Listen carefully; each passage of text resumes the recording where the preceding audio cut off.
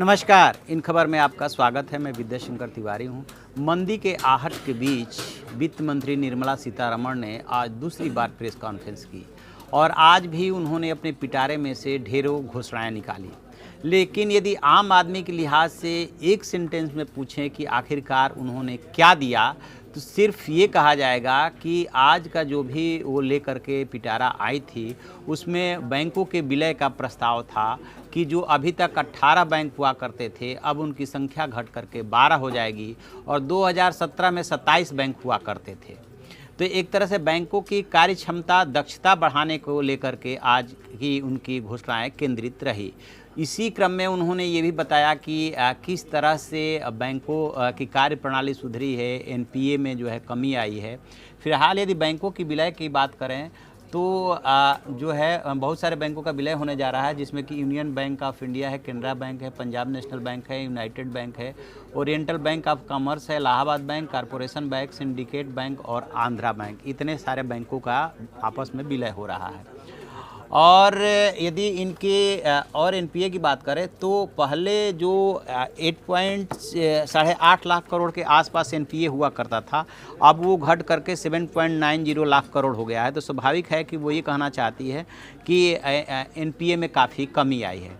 इसके अलावा बैंकों से ही रिलेटेड तीसरा जो उन्होंने ऐलान किया वो ये किया कि अब जो प्रमोशन होगा उसमें जो है परफॉर्मेंस बेस्ड होगा। यानी कि ये ऐसा नहीं हो सकता कि आप काम कुछ नहीं कर रहे हैं और आपको जनरल मैनेजर बना दिया जाए, तो उसको भी देखा जाएगा।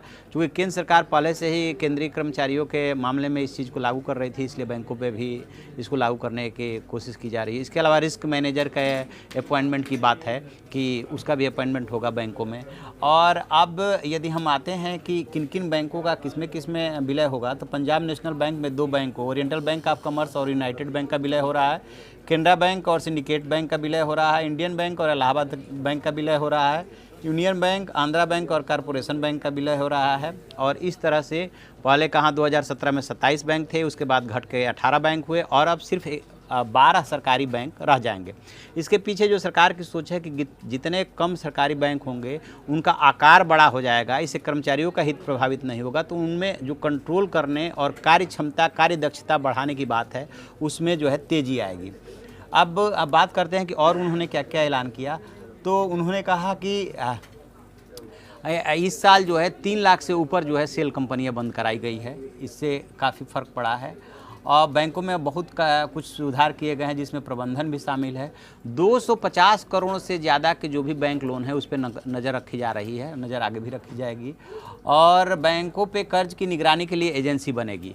यानी कि ये जो 7.90 लाख करोड़ का ये एनपीए है ना, ये सरकार पे बहुत भारी पड़ रहा है, तब वो निगरानी एजेंसी बनाने की बात कर रहे हैं। भगोड़ों की संपत्ति पे कार्रवाई जारी रहेगी, ये पहले से होता आ रहा है। कम वक्त में ज़्यादा लोन की स्कीम जारी होगी, यानी टाइमिंग की बात कर रही हैं ये।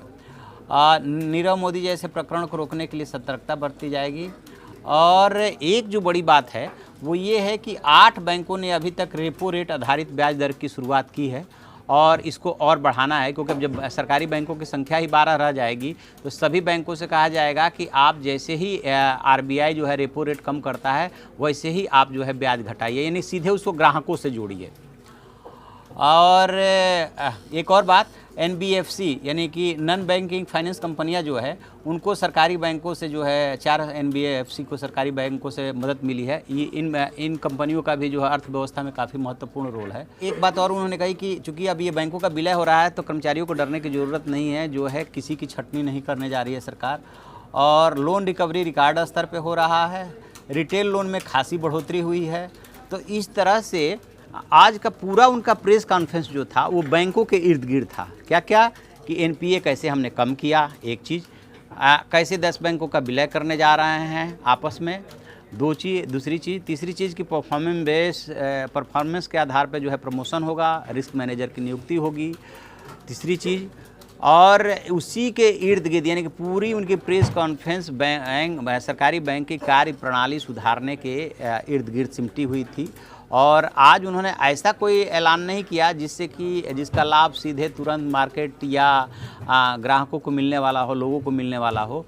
वो सिर्फ बैंकों तक केंद्रित रहीं। मुझे लगता है कि जैसे अभी कैबिनेट की बैठक हुई थी, उसके बाद से 75 मेडिकल कॉलेज खोलने की बात हुई और ढेर सारा ऐलान किया गया कि शुगर सब्सिडी वगैरह सीधे खाते में जाएगी, किसानों के खाते में जाएगी। वैसे अब सरकार जो है इस चीज़ को कि मंदी का असर भारत में कम से कम हो या ना हो, उसके लिए धीरे धीरे अपने सुधार का कार्यक्रम और घोषणाएं जो है कि कैसे मार्केट में जो है पैसा आए और वो जो है खर्च हो, ताकि जो है अर्थव्यवस्था को गति मिले, इसकी कोशिश सरकार को रहेगी। आज की प्रेस कॉन्फ्रेंस से भी ये लगा, क्योंकि सरकारी बैंकों के कार्यप्रणाली में सुधार एक बहुत ही महत्वपूर्ण इशू है, क्योंकि सरकार की जितनी स्कीम्स वगैरह लोन वगैरह की है सब सरकारी बैंकों के थ्रू ही लागू होती है, और उनकी कार्यप्रणाली में यदि कहीं शिथिलता है या एनपीए बढ़ता है तो उससे सीधे सीधे जो है अर्थव्यवस्था पर फ़र्क पड़ता है। तो इसको सुधारने की सरकार ने कोशिश की है, और आगे जो भी इसमें और अपडेट मिलेगा हम आपको अपडेट कराएंगे। आप देखते रहिए हमारा डिजिटल चैनल इन खबर। Thank you. इन खबर चैनल को सब्सक्राइब करें और बेल आइकन दबाना ना भूलें।